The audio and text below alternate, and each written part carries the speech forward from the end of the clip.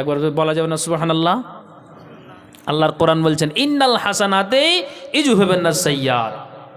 তাহলে কেন বসে আছেন যে আমি এই জায়গাতে বসে আমি কেন চিন্তিত হচ্ছি না? জি হ্যাঁ, এখন যদি আপনাকে এই জায়গাতে বসে একটা কথা আমি বলি তো চট করে একটা ছোট বড় মা বোন সকলেই আমার প্রশ্নের উত্তরটা দিতে পারবেন। কি দিতে পারবেন? আমি বলবো তো না আপনি বলবেন যে না মাওলানা ঠিকই বলছেন। কি কথা বলেন তো দেখি। এখন যদি আপনাকে জিজ্ঞেস করা যায় নবীজি কোনো দিন এতিমের মালকে ভক্ষণ করেছেন, তখন আপনি মুখটাকে হিলাবেন, মাথাটাকে হিলাবেন যে কোনো দিন আল্লাহ রসুল মানুষকে ধোকা দেননি, এতিমের মাল খাননি, মানুষকে কোনো দিন বাজে কথা বলেননি, মিথ্যা কথা বলেননি, এতিমের মালকে ছিনতাই করেনি, গরিব দুঃখীর মালকে ছিনতাই করেনি, এক কথাই নবীজি ধোকা দেননি, এতিমের মাল খাননি। অথচ আল্লাহ পাকের রাসূল তিনি কেমন একজন নবী যার জীবনের গুনাহ খাতা আল্লাহ তাআলা মোচন করে দিয়েছেন। অথচ নবীজি আয়েশা বলছেন আমার যেদিন পালা আমার পালার দিন আল্লাহ পাকের রাসূল আমার কামরাতে আসলেন আর সুন্দর করে উজু বানালেন, আর উজু বানিয়ে মুসাল্লাটাকে ঘরের ভিতরেই বিছিয়ে দিলেন, আর নবীজি আমার 2 রাকাত 4 রাকাত করে করে তিনি নামাজ পড়ছেন আর তসবিহ তাহলিল করছেন, জিকির আজকার করছেন। আর জিকির আজকার করতে করতে আল্লাহ পাকের রাসূলের মুখ দিয়ে একটা দোয়া বারবার উচ্চারণ হয়। মা আয়েশা বলছেন নবীজি এই দোয়াটা আমার কামরাতে বসে বসে তিনি যে বারবার পাঠ করছেন, বারবার তিনি পাঠ করছেন, আমার কানে এমনটাই আসর এলো আল্লাহ পাকের রাসূল এই দোয়াটা দৈনিক তিনি 100 বার পাঠ করতেন। আল্লাহু আকবার। যার জীবনের গুনাহ আল্লাহ মোচন করেছেন এই আল্লাহ পাকের রাসূল তিনি দৈনিক এই দোয়াটাকে 100 বার পাঠ করছেন। শিখে নেন, লাইলাতুল কদরে জাগরণ করে আছেন, যতক্ষণ শুনবেন আর আমল করবেন নেকি পাবেন। আল্লাহর ফারিস্তা আমাদের জন্য দোয়া করছেন। তো 100 বার দৈনিক আল্লাহ পাক রাসূল এই দোয়াটাকে পাঠ করছেন। দোয়াটা কি আশা করি জানা আছে, এই লাইলাতুল কদরে কাজে লাগিয়ে দিন। দোয়াটা হলে এই নবীজি 100 বার দোয়াটাকে পাঠ করছেন। দোয়াটা হলে এই আল্লাহুম্মা হাসিবনি হিসাবান ইয়াসিরা, আল্লাহুম্মা হাসিবনি হিসাবান ইয়াসিরা, আল্লাহুম্মা হাসিবনি হিসাবান ইয়াসিরা। এই দোয়াটা নবীজি বারবার পাঠ করছেন। তখন মা আয়েশা বলছেন কুলতু ইয়া রাসূলুল্লাহি মাল হিসাবুল ইয়াসির, আল্লাহ পাকের রাসূল আপনি বলেন তো সহজ হিসাবটা কি? নবীজি বলছেন আয়েশা তোমার মুখ দিয়ে যে এই ভাষাটা বের হলো তো তুমি আমার দিকে খবরটা দাও, নজরটা তুমি দাও। যেই কিয়ামতের দিনে এই আপনার মহিষপুর গ্রামের কোনো একটা মায়ের, কোনো একটা বাপের, কোনো একটা বোনের, কোনো একটা ভাইয়ের যার হিসাবটাকে খুঁটিনাটি করে পুঙ্খানুপুঙ্খরূপে বিস্তারিত ভাবে একবারে যাচাই বাছাই করে হিসাবটাকে যার না হবে, আয়েশা তুমি জেনে রাখো কিয়ামতের দিন ওই মানুষটা ধ্বংস হবে। আর যার হিসাবটাকে সহজভাবে নিয়ে ছেড়ে দেওয়া হবে, আয়েশা তুমি জেনে রাখো তো কিয়ামতের দিন সে ব্যক্তিটা একবারে সহজভাবে যার হিসাবটাকে নিয়ে ছেড়ে দেওয়া হবে, তাই সে একজন ভাগ্যবান ব্যক্তি। নিশ্চিত আল্লাহর জান্নাতে প্রবেশ করার 100% চান্স আছে। আমি আল্লাহ পাকের রাসূল নবীর কাছে আমি আল্লাহর দরবারে 2 হাতটাকে লম্বা করে দিয়েছি, গভীর নিশিতে আল্লাহকে ডাকি মাবুদ রে আমার তোমার কাছে আমার অ্যাপ্লিকেশন, তুমি আমার পক্ষ থেকে সহজ হিসাব নিও, কিয়ামতের দিন তুমি আমার হিসাবটাকে কঠিন করে দিও না। একবার জোরে বলুন সুবহানাল্লাহ। চিন্তা করুন যেই নবীর জীবনের গুনাহ আল্লাহ মোচন করেছেন, আল্লাহ পাক রাসূল যদি 100 বার দোয়াটা দিনে পাঠ করেন তাহলে আপনি বলুন যে আমি পিছিয়ে কেন আছি? লাইলাতুল কদরকে পেয়ে আমি গুনাহকে কেন ঝরাচ্ছি না? রমজান মাসকে পেয়েও কোনো গুনাহকে ঝরাচ্ছি না? এই জন্য আল্লাহর কোরআন বলছেন আস্তাগফিরুল্লাহ ইন্নাল্লাহ কানা গফুরার রহিমা। চাও তুমি আল্লাহর কাছে মাগফিরাত কামনা করো, নিশ্চয় আল্লাহ তাআলা আমার আপনার জীবনের গুনাহকে মোচন করে দিবেন। আপনি বলবেন কি করে চাইবো? মোচন করার সময়টা শিখে নেন, হাদিস দিয়ে আপনাকে বোঝাচ্ছি। কি হাদিস দিয়ে? কয়েকটা সময় আপনাকে বলছি, এই সময় যদি আপনি ধরতে পারেন আর কাজে লাগাতে পারেন, নিশ্চিত আমাদের যাহা কিছু গুনাহ আছে গা থেকে ঝরে যাবে। জোরে বলুন সুবহানাল্লাহ। কি সময় তা আপনি গুনেন, আপনাকে আমি বুঝাবার জন্য বলছি। কি? আল্লাহ পাক রাসূলের হাদিস ঠিক জুমার দিন মুয়াজ্জিন আজান দিল, আর আজানের শেষে আপনার শেষ যেটা বাক্য সেটা হলো লা ইলাহা ইল্লাল্লাহ। এটা শেষ বাক্য। শেষ যেটা বাক্য এই আজানটা শেষ হলো, ইমাম আপনার ঠিক যেন মেম্বারে আপনার বসে আছেন, মেহরাবের ওপরে বসে আছেন। আর ওই সময় নবীজি বলছেন আজান শেষ হয়ে যাওয়ার পর আর ইমাম খুতবাতে উঠবে, তার আগা মুহূর্ত পর্যন্ত যে 10 থেকে আপনার 7 সেকেন্ড সময়, 5 থেকে 10 সেকেন্ড সময়, ওই সময়ে তুমি যদি আরবিতে দোয়াগুলি না বলতে পারো, তাহলে তুমি মুখে মুখেই বাংলাতেই তুমি তোমার ভাষাতে আল্লাহকে ডাকো, মাবুদরে আমার এখন 5 থেকে 10 সেকেন্ড সময় পেয়েছি, আল্লাহ তুমি আমার এই সংক্ষিপ্ত সময়ে তোমার কাছে অ্যাপ্লিকেশন জানাই, তুমি আমার জীবনের গুনাহকে আল্লাহ তুমি মোচন করে দাও। রসুল বলছেন ওই সময়টা এত গুরুত্বপূর্ণ সময়, যারা ওই চুমুক সময়টাকে ধরতে পারে, তাক লাগিয়ে নিশান করে ধরতে পারে, আল্লাহ পাক রাসূল বলছেন ওই সময়ে যদি তুমি আল্লাহকে ডাকতে পারো, নিশ্চিত আল্লাহ তাআলা তোমার জীবনের গুনাহকে আল্লাহ তাআলা মোচন করে দিবেন। এটা একটা সময়। আর একটা সময় আপনাকে শিখাই, নবীজি বলছেন বুখারীর হাদিস, কুল্লা লাইলাতিন ইলাস সামাঈদ দুনিয়া, আল্লাহ প্রতিদিন দুনিয়ার আকাশে নেমে আসেন, আর নেমে আসার পরে রাতটাকে আপনি 3 ভাগে ভাগ করেন, 2 ভাগটাকে আপনি সরিয়ে দিন, শেষ অংশের রাতটা আপনি নিয়ে নেন। তো ওই শেষ অংশের রাতটাতে আল্লাহ তাআলা দুনিয়ার আকাশে আসেন, আর ওই দুনিয়ার আকাশে আসার পরে আল্লাহ বলছেন ফারিস্তার দলেরা যাও, কে কোন বান্দা ধনমাল চাইছে, গুনাহ জনার জন্য চাইছে, চোখের পানিটা ঝরাচ্ছে, কিসের জন্য তারা জেগে আছে, যাও। এখন পর্যন্ত পৃথিবীর মানুষ কে কা ঘুমিয়ে আছে, কে জাগরণ করে আছে, গভীর নিশিতে যাও তো, রাত্রিতে জাগরণ করে তারা আমার দরবারে কিসের জন্য কান্নাকাটি করে, যাও। কোন বান্দা যদি ওই গভীর নিশিতে আপনার জিকির আজকার করে তসবিহ তাহলিল করে ওই রাতটাতে যদি আল্লাহকে ডাকে, মাবুদ গো জীবনে আল্লাহ আর অন্যায় করব না, আল্লাহ তুমি আমার জীবনের গুনাহকে আল্লাহ তুমি মোচন করে দাও। রসুল বলছেন ওই সময়টা এমন একটা চুমুক সময়, এমন একটা গুরুত্বপূর্ণ সময়, তোমার বিবিকে তুমি ছেড়ে দিয়েছো, লাহাবটাকে ছেড়ে দিয়েছো, গরমের সময় পাঙ্খাটাকে বন্ধ করে দিয়ে তুমি একাই নির্জনে মসজিদে চলে গিয়েছো, মসজিদের একটা কোণাতে বসে বসে তুমি আল্লাহকে ডাকছো, কোনো মা বোন আপনার বাড়িতে মুসাল্লাটাকে বিছিয়ে দিয়ে আল্লাহকে ডাকছেন।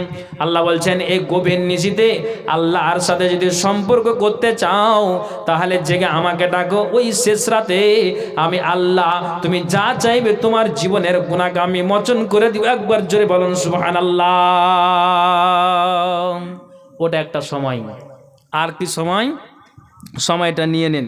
কি সময়? নবীজি বলছেন, শুনেলেন, শিখেলেন, কি সময়? আল্লাহ রসুল বলছেন ঠিক তুমি 3:30টার সময় সাহারি খেতে আরম্ভ করলে, সাহারি খেতে কতক্ষণ লাগলো?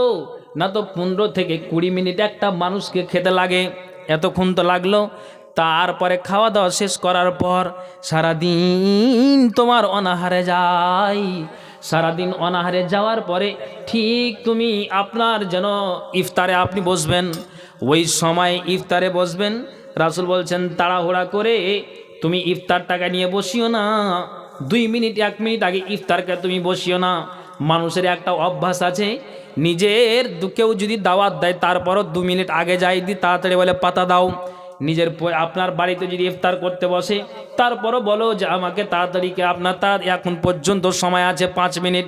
না না না বিবি, তুমি রান্না রেডি করো, শরবত রেডি করো, খেজুর রেডি করো, পানি রেডি করো, তুমি সুন্দর করে দাস্তারখানা বিছিয়ে দাও, মুড়ি দাও, খাজুর দাও, তুমি বিভিন্ন প্রকার খাদ্য দাও, 2 মিনিট থাকবে, আমি গিয়ে আমার দাস্তারখানায় বসে যাব। রসুল বলছেন এইরকম বেয়াদবি করবে না, 15 মিনিট 20 মিনিট কিংবা 10 মিনিট আগে তুমি ইফতার টাকা নিয়ে বসে যাও। আর ইফতার টাকা নিয়ে বসে আল্লাহ রসুল বলছেন জীবনে তুমি 20 বছরের মাথায় কেউ অন্যায় করেছো, 10 বছরের মাথায় কে তুমি অন্যায় করেছো, তুমি 25 বছরের মাথায় কেউ অন্যায় করেছো, 30 বছরের মাথায় কি তুমি অন্যায় করেছো, তুমি ওই ইফতারটাকে সামনে নিয়ে তুমি মগজে ঘোরাও, আল্লাহ 10 বছরে একজনকে মার্ডার করেছি, 20 বছরে একজন নারীর সঙ্গে অন্যায় কাজ করে দিয়েছি, 30 বছরে আমি বংশের গরম দেখিয়ে আমি আইল দাবিয়ে খেয়েছি, মাপুত্রে আমার আল্লাহ সমস্ত কিছু গুনাহ আমার মগজে উঠে গিয়েছে, আল্লাহ এর সামনে ইফতার আছে, ইফতার করতে গেলে যেমন বান্দা খুশি হয়, তোমার কাছে মাপ চাইতে গেলে আল্লাহ তুমিও খুশি হয়ে যাও। আল্লাহ এখনো পর্যন্ত 5 মিনিট সময় আছে ইফতার করতে, এখনো পর্যন্ত 4 মিনিট সময় আছে ইফতার করতে, এখনো পর্যন্ত 2 মিনিট সময় আছে আল্লাহ ইফতার করতে। আর আপনি মুখে মুখে বলে যে আল্লাহ জীবনের গুনাহকে মোচন করো, পবিত্র মাস আল্লাহ জীবনের গুনাহকে মোচন করো। বাংলাতে আপনি আপনার ভাষাতে বারবার আল্লাহকে বলবেন, বারবার ডাকবেন। আল্লাহ বলছেন বান্দারে তুমি কান খুলে শোনো, ওটা এমন একটা সময়, নবীজি বলছেন ওই সময় তুমি দাওয়াত খেতে গেলেও তোমার ডান দিকার বাম দিকার মানুষের সঙ্গে গল্প না করে, কিংবা পরিবারের সঙ্গে যখন ইফতার করতে বসবে নিজের বিবির সঙ্গে, ছেলের সঙ্গে, মেয়ের সঙ্গে, আব্বা আম্মার সঙ্গে গল্প না করে তুমি ওই জায়গাতে তুমি গুনাহকে মগজে ঘোরাও আর স্মরণ করো আর বলো মাবুদরে আর জীবনে অন্যায় করব না। আল্লাহ আমি খালেজ দিলে তোমার কাছে ক্ষমা চাইছি, আল্লাহ তুমি জীবনের গুনাহকে তুমি মোচন করে দাও। রাসূলের হাদিস বলছেন শুনে রাখো, ওই সময় অনেকগুলি মানুষকে জাহান্নাম থেকে মুক্তি দেওয়া হয়। তা আমাদের তো নিয়ম নীতি তো দূরের কথা, 1-2 মিনিট আগে গিয়ে তাড়াহুড়া করে বলছি হলো রে রহিমার মা, খানা রেডি হলো, তো রহিমার মারও তুমি বিষ মারছ, আর আপনিও সেই ব্যাপারটা করছেন কেন? একটু সহযোগিতা করে নিজের বিবির কাজে হাত দিয়ে যদি 10 মিনিট আগে ইফতারটা নিয়ে বসেন, বিবি ওই দুয়াতে শরীক হতে পারলো, আপনিও পারলেন, তো সেটা তো না পেয়েছেন পরের বেটিকে, স্ত্রী স্বামীর ভয়ে আপনার কাজ করেই যাচ্ছে, সেও বেচারা তো অনাহারে আছে, তো একটু সহযোগিতা করলেই বা কি হয়ে যায়? অন্য অন্য মাসে তো খেয়ালই করছি না, অন্তত এই সময়টাতে একটু সহযোগিতা করে 10 থেকে 15 মিনিট আগে ইফতারটাকে নিয়ে বসে আপনি এই দুয়ার সেই জায়গাটাতে আপনি শরীক হতে পারেন। তো এমন একটা গুরুত্বপূর্ণ সময় আল্লাহ বলছেন ওয়াস্তাগফিরুল্লাহ ইন্নাল্লাহ কানা গফুরার রহিমা। আল্লাহ বলছেন বান্দা তুমি আমার কাছে মাগফিরাত কামনা করো, নিশ্চয় আল্লাহ তাআলা অত্যন্ত ক্ষমাশীল এবং তিনি পরম দয়ালু। আল্লাহ বলছেন আয় রে বান্দা আয়, তুমি আমার কাছে মাগফিরাত কামনা করো, আমি আল্লাহ তোমার জীবনের গুনাহকে মোচন করে দিব। কেমন কথা? আপনাকে একটা কথা বলি, মানুষ কোনো বন্ধু যদি বন্ধুর বাড়ি ঘন ঘন যায়, সকালে গেল, দুপুরে গেল, সন্ধ্যায় গেল, নিজের বন্ধু যদি না বলতে পারে প্রতিবেশী কিন্তু বলে দিবে যে কি এমন একটা লোক হে যে বারবার বারবার আসে, এই তো সকালে আসলো আবার দুপুরে, আর দুপুরে নেই আলো আবার ফের সন্ধ্যায়, এরকম, তারপরে দেখছি সকালে আবার। এমনকি যদি জামাই ও শ্বশুর বাড়ি যায়, শাশুড়ি যদি না বলতে পারে প্রতিবেশী কিন্তু বলে দেবে কোন এটা জামাই, হ্যাঁ বাড়িতে তার বাপ মা খাইতে দেয় না নাকি, অটোমেটিক একটা কথা মুখ দিয়ে বেরিয়ে আসবে। আচ্ছা এই ভাষা যে জামাইয়ের ব্যাপারে বললো, বন্ধুর ব্যাপারে বললো, তো এটা তার সম্মান ঘটলো না বাড়লো? হ্যাঁ না বলুন, ঘটলো না জি ভাই? সম্মান ঘটলো, ইজ্জত চলে গেল ঘন ঘন যাওয়াতে। আল্লাহ বলছেন তুমি আমার মসজিদে 5 বার সময় দাও, আর 5 বারের পরে তুমি 5 বার তুমি এক্সট্রা মসজিদে এসে সাক্ষাৎ করো। যতবার তুমি আসবে তোমার ইজ্জত বেড়ে যাবে। মানুষের বাড়ি যেতে গেলে ইজ্জত কমে যায়, কিন্তু আল্লাহ বলছেন আমার মসজিদে জোহরে এসো, আসরে এসো, মাগরিবে এসো, এশা এসো, ফজরে এসো, তারপরে তুমি আরো এটাকে ডবল করে দাও, রমজান মাসে তুমি আরো দ্বিগুণ ইবাদতটাকে তুমি বাড়িয়ে দাও। আল্লাহ বলছেন এসে তুমি 2 হাতটাকে যখন লম্বা করবে, আমি আল্লাহ বলে দিলাম মসজিদে যতবার আসবে ইজ্জত কমবে না রে বান্দা, তোমার ইজ্জত ততটাই তোমার বেড়ে যাবে। এসো আর তোমার গুনাহকে মগজে ঘুরাও আর আল্লাহর কাছে কান্নাকাটি করো, আমি আল্লাহ তোমার জীবনের গুনাহকে আমি আল্লাহ মোচন করে দিব। একবার জোরে বলুন সুবহানাল্লাহ। একটু আমার দিকে খেয়াল করেন। কি খেয়াল? যেমন আপনারা আমার এই বক্তব্যের দিকে খেয়াল করে আছেন, তো তেমনি আল্লাহ পাক রাসূল কোন একটা মজলিসে বসে আছেন, আপনাকে হাদিস বলছি, তো মজলিসে বসে আছেন, তো সাহাবীরা অনেকেই আছেন, তারই মধ্যে আল্লাহ পাক রাসূল বসে আছেন। আর নবীজি আমি যেমন ভাষণ দিচ্ছি আপনারা শুনছেন, কেউ হয়তো মাঝে মাঝে 1-2টা গল্পও হয়ে যাচ্ছে, মা বন্ধুরা যেমন গল্প হয় গল্প হয়ে যাচ্ছে। তো এখন যেমন চা খাচ্ছেন, আমি কাকে শোনাবো? এদিকে খেয়াল করেন, চায়ে খুব জোরে করে সাড়াক সুড়ক করিয়েন না। আচ্ছা, এদিকে খেয়াল করেন, চা খাচ্ছেন খান, ওটা কোনো বাধা নেই, কিন্তু এদিকে খেয়াল করেন, বিরক্ত লাগছে নাকি? হ্যাঁ, তো এদিকে খান। আচ্ছা, চা খেয়েছেন খান, আমারও লাল পড়ে আলো, কি করব? আচ্ছা, এবার আপনাকে বলছি কি কথা, যে যেই আল্লাহ পাকের রাসূল মজলিসে বসে আছেন, আর মজলিসে বসে একজন সাহাবী বলছেন, অনেকগুলো সাহাবী কিন্তু একজন সাহাবী বলছেন যে আল্লাহ পাকের রাসূল মুখ দিয়ে গুনগুন গুনগুন গুনগুন করে একটা দোয়া পাঠ করছেন। তো আমি রসুলের দিকে খেয়াল করে আছি যে নবীজির ঠোঁট দুটোকে হিলাচ্ছেন আর মজলিসে বসে যে এই দোয়াটা তিনি পাঠ করছেন, তা আমার রসুলের দিকেই খেয়াল আছে, কিন্তু অনেকগুলি সাহাবী বসে আছেন। নবীজি কি দোয়া পাঠ করছেন? নবীজি বলছেন, রব্বাক ফিরলি ওয়াতুবা আলাইয়া ইন্নাকা আনতাত তাওয়াবুল গাফুর। রব্বাক ফিরলি ওয়াতুবা আলাইয়া ইন্নাকা আনতাত তাওয়াবুল গাফুর। রব্বাক ফিরলি ওয়াতুবা আলাইয়া ইন্নাকা আনতাত তাওয়াবুল গাফুর। এই আল্লাহ পাকের রাসূল এই দোয়াটা তিনি মজলিসে বসে পাঠ করেছেন। ওই সাহাবী বললেন, নবীজি দোয়াটাকে পাঠ করে যায়, তো আমি আমার কান দিয়ে শ্রবণ করলাম আর শ্রবণ করে যাই। তো আল্লাহ পাকের রাসূল দোয়াটা পড়তে পড়তে পড়তে পড়তে ওই মজলিসে এক টানা তিনি 100 বার দোয়াটাকে পাঠ করলেন। আমি আপনাদেরকে বোঝাতে চাইছি দাদার আমার, যে নবীর জীবনের গুনাহ আল্লাহ মোচন করেছেন, যদি এই নবীটা 100 বার দোয়াগুলিনকে পাঠ করেন, আয়েশা নিজে বললেন নবীজি এইভাবে দোয়াকে তিনি পাঠ করলেন, তাহলে আপনি বলেন তো আমরা পাপী গুনাহগার এর আল্লাহর বান্দারা, তাহলে আমাকে কতটা জোর লাগাতে হবে? আমি নিজের গুনাহটা নিয়ে বসে আছি, একটু আমরা ভেবে দিচ্ছি না। যার জীবনের গুনাহ আল্লাহ মোচন করে দিয়েছেন, অথচ এই নবী যেন 100 বার করে দোয়াগুলিনকে তিনি পাঠ করে যাচ্ছেন। নবীজি বলছেন, শুনে রাখো, ইয়াবসুদি আদাহু বিল্লাইল মুসিউন নাহার, যারা যে ব্যক্তিরা দিনে পাপ করে, তা আল্লাহ তাআলা ঠিক যেন রাত্রে 2 হাতটাকে লম্বা করে দেয়। আর লম্বা এই জন্য করে যে দিনে যারা পাপ করেছে তারা রাত্রি যেন আল্লাহর কাছে মাগফিরাত কামনা করবে, চোখের পানি ঝরাবে।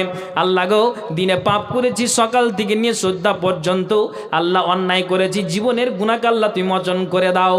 আল্লাহ বলছেন, যখন তুমি মুখের ভাষা দিয়ে বারবার এটা উচ্চারণ করো, আমি আল্লাহ হাতটাকে লম্বা করে আছি, কোন বান্দা আমার কাছে চাইবে, আমি আল্লাহ তোমার জীবনের গুনাহকে আমি আল্লাহ মোচন করে দিব। আবার যারা রাতে পাপ করে, দিনে যদি আল্লাহর কাছে আপনার মাগফিরাত কামনা করে, আল্লাহ বলছেন আমি